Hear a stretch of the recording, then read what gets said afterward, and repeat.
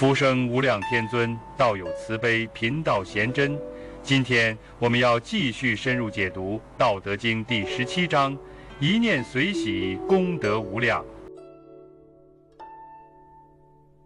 这一章非常特别，因为它讨论的是统治者与人民之间的关系，也就是政治哲学的一个核心问题。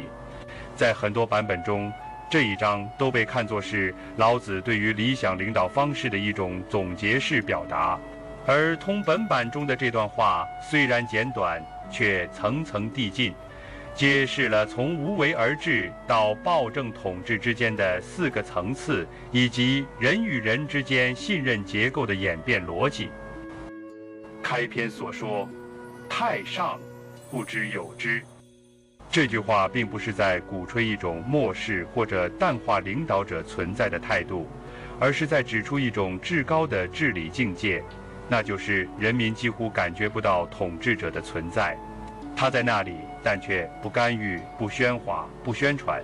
人们的生活自然运行，社会的秩序也自我维持。正是在这种状态下，政治的影响是最深远的，但也是最无声的。我们可以把这种状态理解为无为而治的极致实践。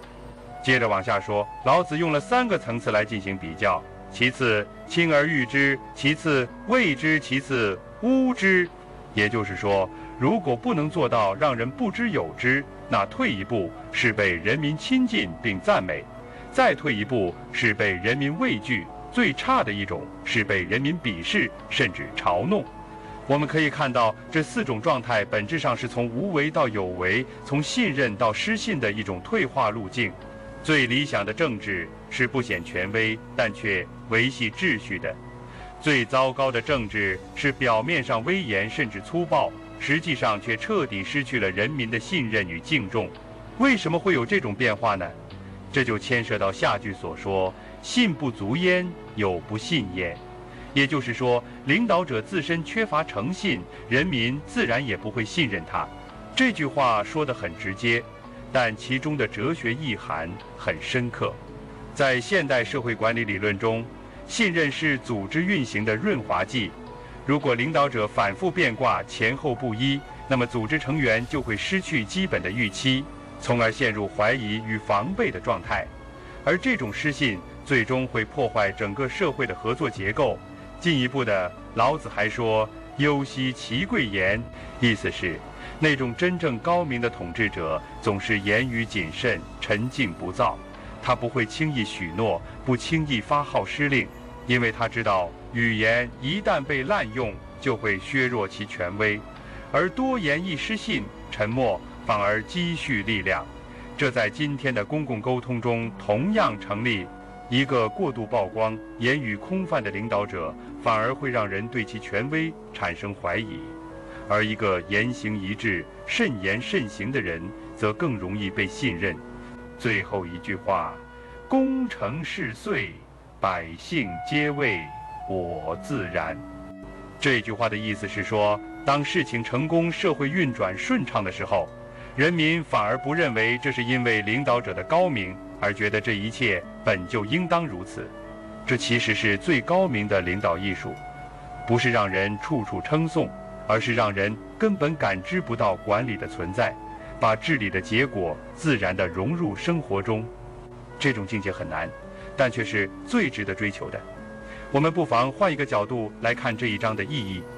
表面上它是在讲政治治理，但实际上它也适用于家庭关系、组织管理乃至个人修养。在家庭中，最理想的父母并不是事事管教的，而是能以身作则，让孩子在无形中受益。在企业中，最成功的管理者也不是动辄训话发号施令的，而是营造一个高效自律的工作氛围。在人际关系中，最受欢迎的人往往是那些尊重他人边界、言辞得体、不争不抢的个体。可见，《道德经》的智慧远远超出了它的原始语境。我们再深入一点思考老子所设想的理想统治状态，让人民感觉不到治理者的存在，其实不是不作为，而是一种最具智慧的作为。在现代行政科学中，有一个概念叫做制度性信任，也就是说，当一个制度本身足够稳定，运行机制足够清晰，那么人们就不会天天想着领导者在干什么，他们只需按规则行事。而当制度失效时，人们才会关注权力的个体行使，这其实是一种倒退。从这个角度理解，老子的这句话可以看作是对制度理性的一种古代表达。他并不否认领导者的重要性，而是希望这种重要性不是靠表现欲或强制力体现出来的，而是通过深层的制度安排、文化默契与社会信任来支撑。这也解释了为什么接下来要强调信，信不足焉，有不信焉。强调的是，当治理者本身不讲诚信，人民自然也不会信任他。这种信的破裂是所有治理崩坏的前兆。今天我们在社会中也能看到这种例子。当政策朝令夕改，民众就会用脚投票；当承诺反复被违背，信任就会被抛弃。哪怕你再怎么强制，也无济于事。信是治理的根基，尤其在当代这样一个信息流动快速、情绪传播敏感的社会中，信任更是一种无形的资产，是维系群体稳定和长期协作的前提。再来看那句忧惜其贵言，这种贵言的态度其实体现了深厚的自信和克制。贵不只是少说话，更重要的是说话有分量、有内涵、有承担。这和今天很多人以多言求显、以喧哗博眼球的做法正好相反。在一个信息爆炸、话语充斥的时代，真正能影响人心的，反而是那些沉稳、精炼、有行动支撑的语言。言贵之道其实是行动优先、内在稳定的外在表现。而最后那句“百姓皆为我自然”最容易被误解。有人会觉得，这是否意味着人民愚昧，不知道是领导带来的改变？其实不是，这是对领导者功成不居的一种极高评价。在中国传统文化中，有一种深层的礼让精神，那就是大功不居，大善无名，让功于人，让善于事，让秩序自然成型，而不抢镜，不求赞。这种精神的内核就是道家的无为之德，也是老子一以贯之的政治美学。我们再做一个当代的类比，在很多成功的社会实践中，那些真正让人感受到幸福与安定的社会，并不是天天强调管理有多好，制度多高效，而是普通人可以平稳的生活，自由的选择，自然而然地实现自身价值。而一旦某种管理过于强调存在感，反而会破坏这种自然秩序的感受，带来不安与排斥。老子其实早已洞察这一点，他所提倡的是一种让社会归于自洽、人心归于宁静的治理哲学。说到底，这一章谈的并不是权力的大小，而是权力如何存在，是像空气一样无处不在却不被察觉，还是像噪音一样时刻提醒存在却令人烦躁。这其中的差别取决于执政者的心态、人民的感知以及制度的设计。一个真正高明的治理系统不需要频繁干预，只需营造一个稳定、公正、透明的秩序结构，让人们可以在其中自由生活，才是老子所说的太上境界。从这也可以看到，道家的政治理想并不等同于无政府，而是一种超越权力结构的智慧安排。它不是要取消权力，而是要弱化其显性存在，强化其内在作用。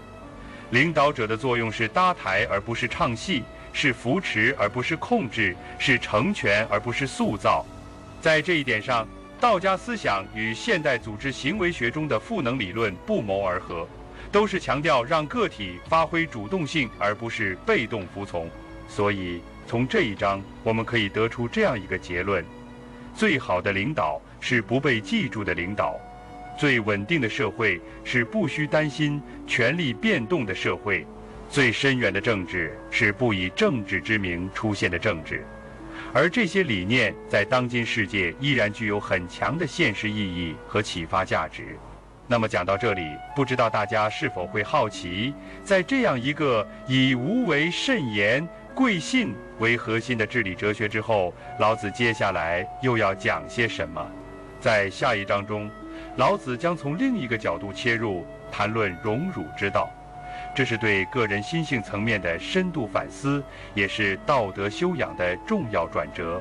我们将看到一个从社会政治回归到人心世界的思想轨迹。欢迎在评论区分享你的感悟。道德经的智慧应该被更多人看见。关注频道，我们下期再见。